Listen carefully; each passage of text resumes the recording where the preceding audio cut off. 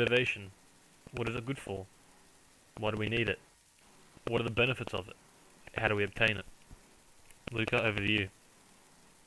Alright, those are all really, really good questions, Dylan. I know. So, I actually have some ways to keep motivation, like things that work for me. And I mean, I don't really have to go over why motivation is important, right? I mean, obviously it's important. Mm-hmm. But people say it's not motivation that keeps you going or whatever. But like ultimately, if you're not motivated to do something, you're gonna procrastinate and you're not gonna get shit done. Okay, so the best way that I think you can motivate yourself, which I actually discovered through reading Who Says You Can't You Do, one of my favorite books. Actually, it is my favorite self-help book.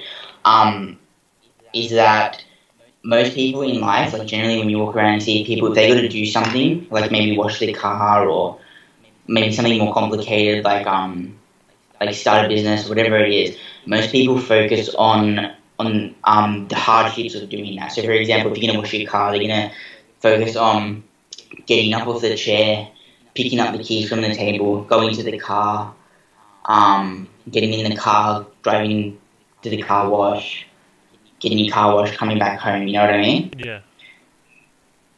And then,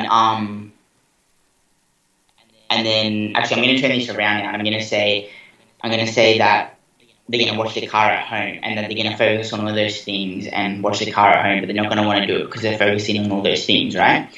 And I'm going to say now, if their wife says, oh, there's a special down at the car wash down the road, then they get up off the chair and they go through all those steps and they go down the road and wash their car. They've been motivated to do that, and there's a reason for that. The reason is that the wife who has like sparked the idea of this car shop down the road has highlighted the reward in front of their eyes, and it's the reward that motivates people. So this person's shifted their focus from all these little things that they have to do, either way, whether they wash their car at home or out. Sorry for the burp. Yeah, so either way, whether they wash their car or at home, they still have to go through the same pain. Not really pain, but you know what I mean? The only difference now is that they're focusing on the reward, on the discount that they're going to get, on the quick wash that they're going to get, which is motivating them to actually get up off their chair and do all the crap that they have to do to go there. So that's one way to keep motivation. Another way I found out from a friend, Ricky Studenki, he told me that something that keeps him motivated is that every day he does a little bit of everything, but he doesn't do a lot. Like, for example, say you're writing a novel, you wouldn't write it for like 3 hours in one day. You'd go maybe 1 hour or half an hour, depending on what's a little and a lot for you. Because if you focus on it a lot, you lose that excitement that you get. But if you only do a little bit of it, then the next day you're still going to be excited because you didn't run all your energy through that thing. You know what I mean? Wouldn't you say that's... Yeah, I know what you mean, but wouldn't you say that's more of a individual thing? Like, I think it's like with motivation, I don't think the key is the same for everyone. Like, I think people are motivated by different things. So, like, it's important to find the way that motivates you. Are you saying that for the reward thing as well, or? I think generally rewards um, motivate people, but I think, again, it's the type of reward that would motivate certain people. Whether it was monetary or whether it was, because there's different kinds of rewards.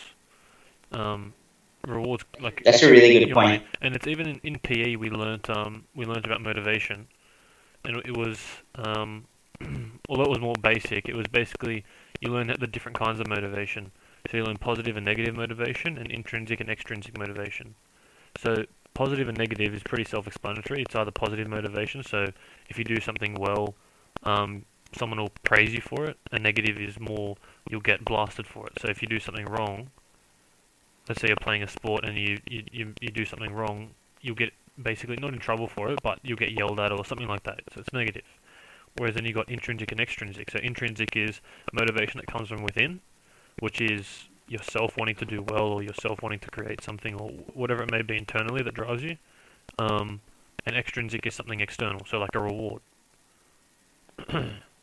Isn't the so wait, a positive and a negative under extrinsic? Yeah, they vary.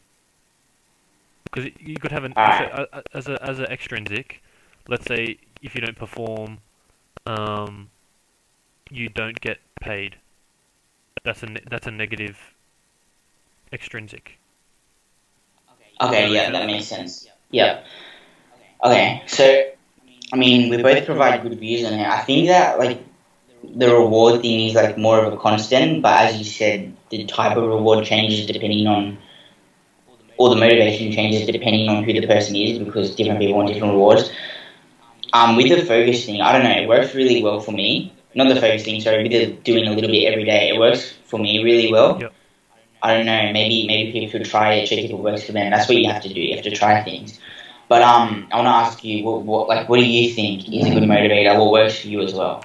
I think what works for me is because a lot of the time I think people can sometimes have that motivation but not actually do a particular task that they're set out to do. Not always, but I think sometimes in the fear of failing, and I think that's what can sometimes Self doubt. not just self doubt, but I think yeah, I guess it's self doubt to an extent, but it's sort of it's more like you're yeah, it is self doubt. I guess it's you're worried that you're gonna like fail at something. So although you have that Yeah. motivation, you still don't want to do it because of the fear of failing it. So how do you obviously get that, right? So how do you overcome that? Like how do you motivate yourself to do something despite your self doubt? I think you just got to do it. Like it's the sooner you do it, the less you're thinking about that. Okay, so say someone's like sick in the gut, Yep. right? And they got to do something, and they want to do it, but at the same time they don't want to do it because they're sick in the gut, and and they're worried, like, I don't know, maybe a sport or maybe like a music thing, or I don't know, whatever it is. And they're sick in the gut, and they have to like motivate themselves to do it. If that was you personally, what would you do? I think it's so initially the first step would be the longer you leave it, the harder it gets to do. Because So you the just more you're repeat thinking that about to it, yourself and convince that. basically you just have to you have to convince yourself. Because if you really want to do it, you Okay. basically have to convince yourself, look, I want to do this more than I'm scared of failing it. Yeah, that's a And good essentially, point. Yes, the there's sooner no. you get up and do it, the better it is. Because the longer you leave it, Yeah. the more you're thinking about it, the less likely you're going to be to do it, whatever it is. Yeah. See, with that, I don't think there is like a step by step process. I think you just have to. For me, I just stop thinking. Like, if I doubt myself and I know I really got to do something, I like turn my brain off and stop thinking until I start doing it. Yeah. You know what I mean? So, like, I did this business thing called Generation Entrepreneur, and you had to basically work with this idea that your group comes up with and then pitch it to some investors. And I was doing a speaking in the pitch, like the first part, and I was like nervous. Like, I was shitting myself, like literally, no, not literally, Yeah. but I was shitting myself, right? And I was doubting myself, like, am I gonna be good? Like, what if I screw up? What if I forget my lines? Because like you can't hold a paper in front of you. It's the pitch. You got to like memorize it all, right? And the what I did, I went to sleep for like half an hour because everyone in my group was done, so we just all went to sleep and just like listened to like motivational music, and I was like getting pumped up. And then after that, I was still nervous. So like before I started, first I started convincing myself like, yeah, this will be alright, this will be alright. And then like I just switched my brain off. And what I mean by that is like I just stopped thinking. I didn't think good or bad. I just stopped thinking completely. Yeah. And then that calmed me down. And then I started. And then once I started, like, I was nervous still, even though I wasn't thinking, but it wasn't as bad. And then after, like, the first line, it went away. Yeah. It's like after you start it straight away, it goes Yeah. away. And that's one thing I do whenever I get like Yeah. that. Okay, is there anything else you want to say about motivation or, No, pretty much. I guess, overcoming self-doubt? It wasn't really about that, but, came up. That's pretty much it. I think it's just a matter of getting up and doing it. If you're motivated about something, don't wait. Yeah, get up, everyone. Why are you sitting down? Why are you watching this video? Jokes, watch this video. I want you to watch Keep this on video. watching. I want everybody just watch this video, please. Keep on watching. Please watch this video. Please watch this video. Yeah, okay. See you, everyone.